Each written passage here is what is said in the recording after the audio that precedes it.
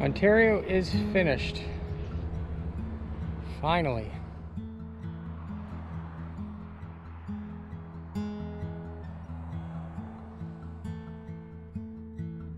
The rain falls, the leaves blow around us. The trees dance, the birds sing a new sound. It's amazing what beauty can do. So amazing how light shines through.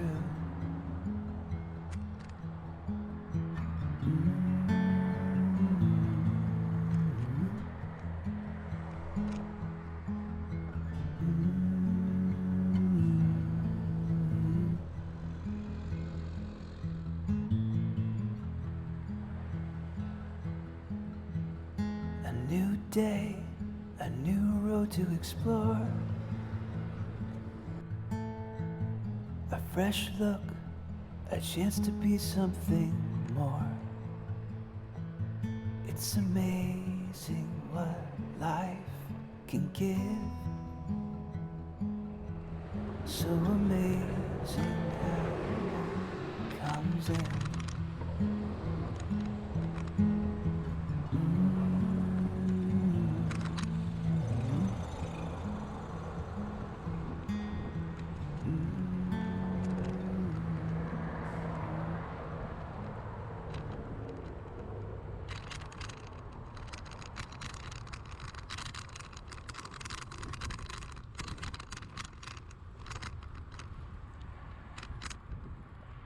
I entered Manitoba on July 6, 2020, and I found pedaling into and through Manitoba was such a pleasant and pleasurable experience from a cyclist perspective. Gone were the hills of Ontario, and all things became flat. The sun was shining, and the clouds were fluffy. Actually, initially for a few moments, I was a little nervous coming into Manitoba because while I was certain I would have no troubles entering Manitoba due to COVID-19 travel restrictions, there was still an unexpected checkpoint. Luckily, all they were doing was handing out information flyers.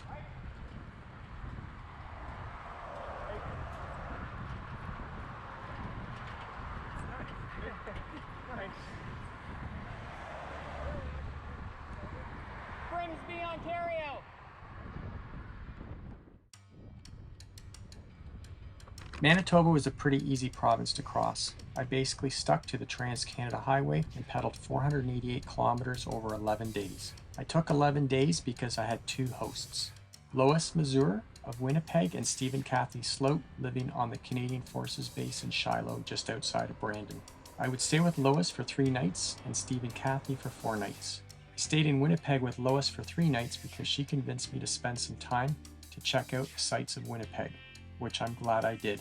I ended up walking over 15 kilometers through the greater downtown area and visited the Winnipeg Art Gallery, the Human Rights Museum, the legislative buildings, and all around the Red River and Forks area of the city.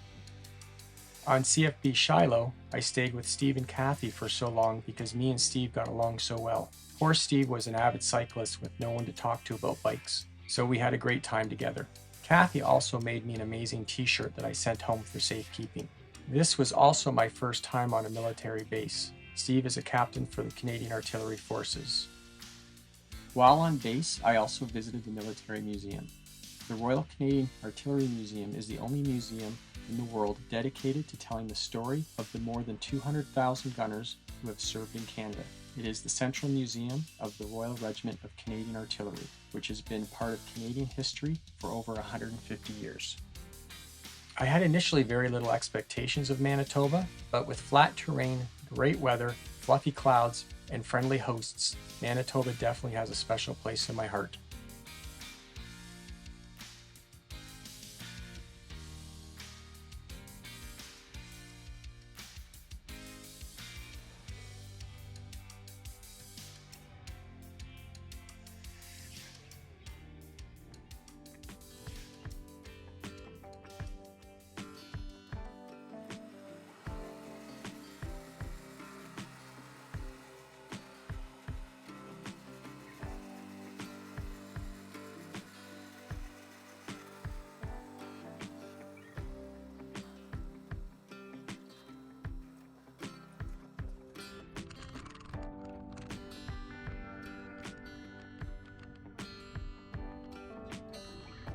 I entered Saskatchewan on July 16th. Most cyclists dread crossing Saskatchewan. Saskatchewan was definitely an experience for me. I had just pedaled 488 kilometers over 11 days in Manitoba, and I would now pedal 805 kilometers over 11 days through the Saskatchewan Prairies.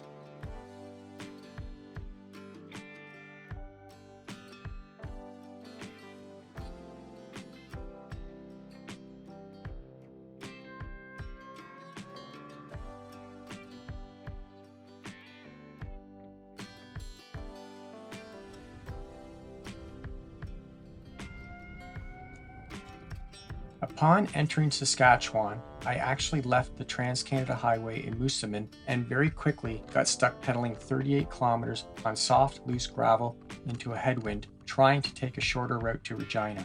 So already Saskatchewan was creating memories that I won't soon forget.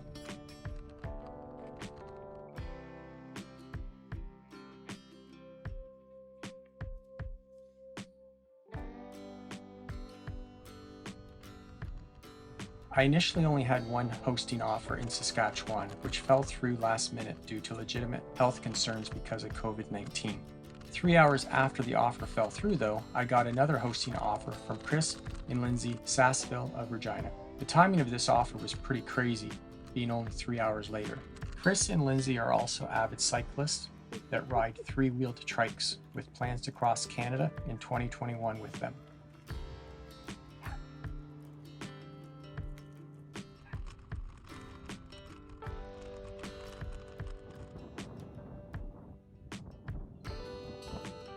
Within a day of leaving Regina, I arrived in Moose Jaw.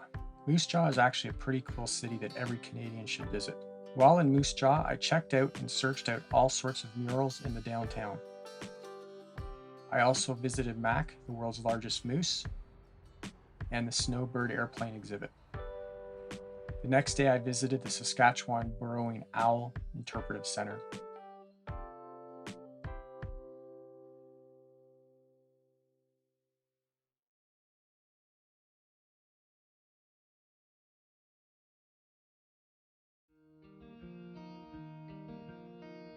Leaving Moose Jaw, I followed the Trans-Canada Highway to Swift Current, and that is where I left the Trans-Canada Highway again, and I followed Highway 32 northwest to the Great Sandhills.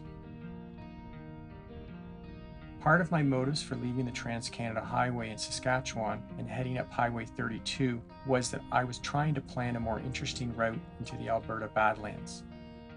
Most people talk about the vastness and the flatness of Saskatchewan.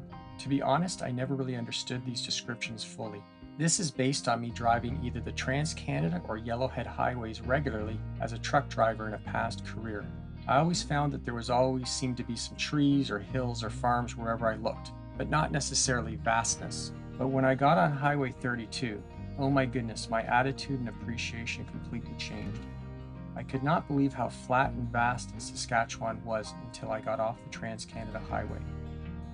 This was a pretty mind-bending experience, to be so exposed the way I was for as long as I was out there in the middle of nowhere. When I had entered Saskatchewan, much of the cloud cover seemed to have disappeared on me. It was simply me and open spaces as far as the eye could see and the sun beating down on me. There was simply no escape from the elements. Saskatchewan completely exceeded my expectations, and I was so glad when I got off the Trans-Canada Highway to discover more of the real Saskatchewan.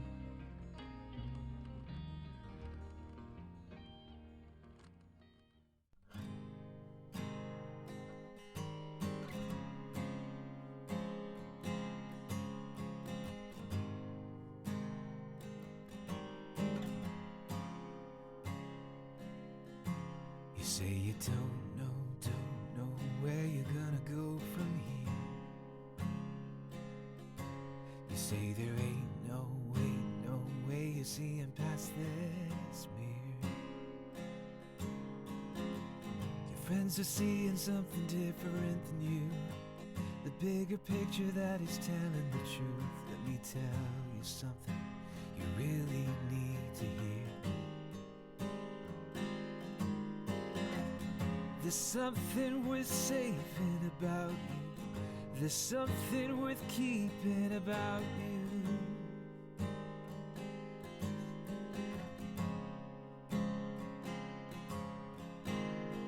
There's something I love about you, your intrinsic unchanging value.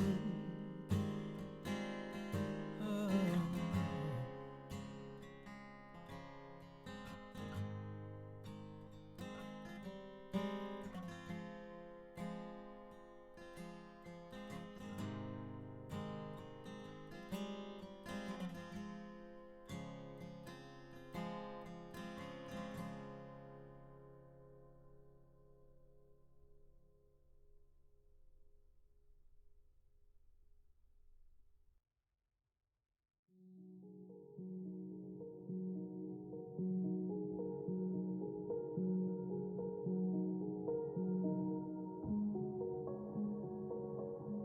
My Alberta route through the Badlands to Calgary would have me pedal 560 kilometers over 9 days.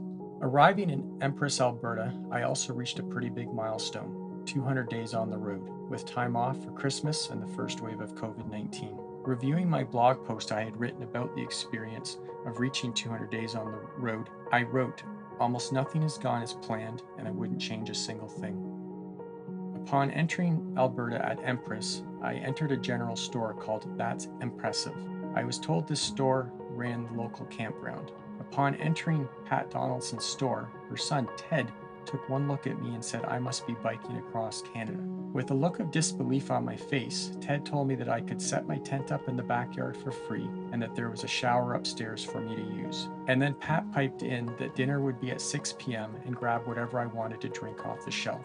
I later asked Ted how he knew I was biking across Canada, and he simply said that he could see it in my eyes. From Empress, I headed to Dinosaur Provincial Park, which was unbelievable. I had never been there before, but was interested in visiting, as I'm always interested in seeing different landscapes. There was a lot of hiking and exploring opportunities at this park. The park is well known for being one of the richest dinosaur fossil locations in the world. Apparently 58 dinosaur species have been discovered at the park, and more than 500 specimens have been removed and exhibited in museums all around the globe. In the combined 12 hours that I spent exploring the park, over 2 days, I took 375 photos. So it's August 1st, and I arrived at Dinosaur Provincial Park yesterday evening, and I hiked one trail for about an hour or so, took about 100 photos. Anyways, and then I made dinner at the one of the picnic table areas, and then in the dark I pedaled up and out of Dinosaur Provincial Park because I didn't have a proper campsite, and camped just outside the, oh now the wind's going, I camped just outside the boundary of the park. And then this morning, as I was breaking camp, this couple stopped with their pickup truck and a camper or whatever, and all of a sudden they got out and they said, yeah, we heard through the grapevine there's a rattlesnake that lives under this Texas gate or whatever. And so right away I ran over, we went looking, and we just got a glimpse of him. He slithered away, but I got a glimpse of my first prairie rattlesnake. Not much of a glimpse, admittedly, maybe just a second flash.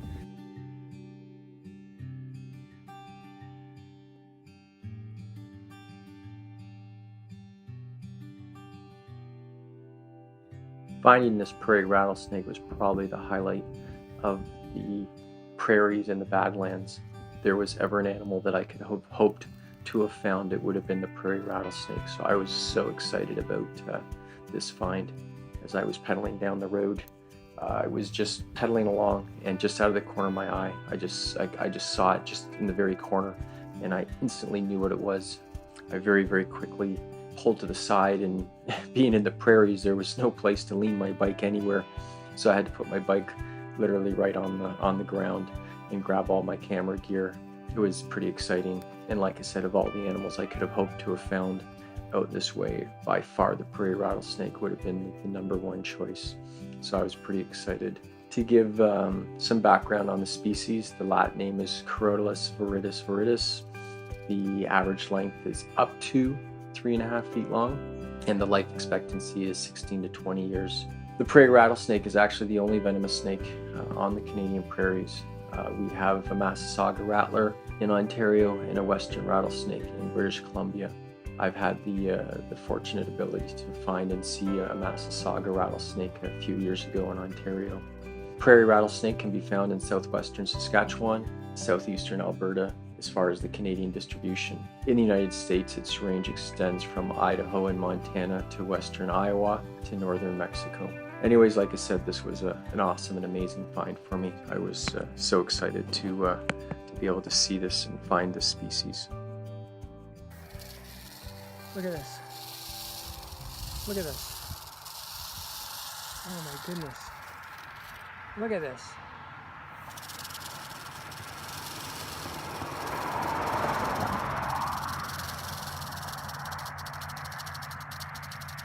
Oh my goodness, this is so exciting. Oh my goodness.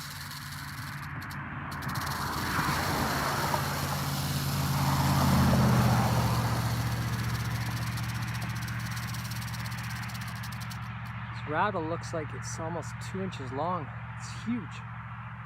Huge rattle.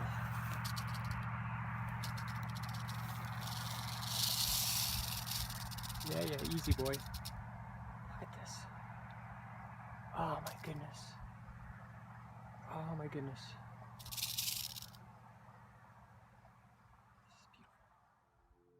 From Dinosaur Provincial Park, I headed to the Hoodoos. I had visited the Hoodoos on my first bike ride in 2011, and I was determined to go back and revisit them. The Hoodoos are one of the most amazing and bizarre landforms found in Canada. The area is actually not that big of an area, but there is hiking to the top of the valley. The Hoodoos take millions of years to form and can stand 15 to over 20 feet tall, but smaller versions of Hoodoos can be found all over the Badlands.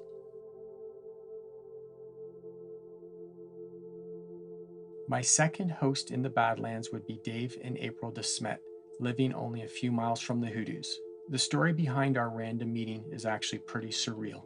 When I arrived at the Hoodoos, it was late and I was out of water. I had just biked 100 kilometers under the hot August sun with no shower in the past 6 days, and I had no idea or plan what to do next. But my actual concerns were what to do when I got to Calgary in 3 days' time to deal with some bike issues I was having, and where was I going to stay while I solved those problems. So instead of dealing with my immediate situation, and only about 30 minutes of daylight left, I posted to Facebook looking for a host in Calgary. Within only minutes, what came back was a messenger message from friend Wendy Coel of Hamilton, Ontario. "Are you in Calgary now?" she asked. I responded, "No, not until Sunday. Currently, I'm at the Hoodoos."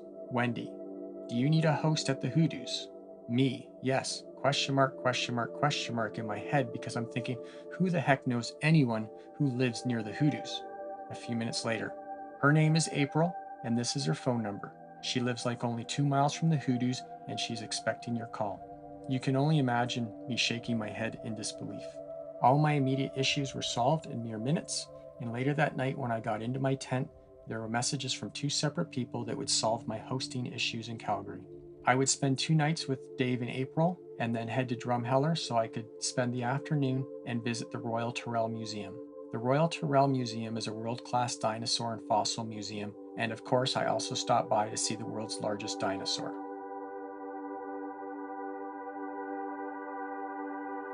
So from the Manitoba border to Calgary, Alberta, I pedaled a total of 1,130 kilometers over 31 days. That is a lot of days on a bike on the prairies and Badlands of Canada.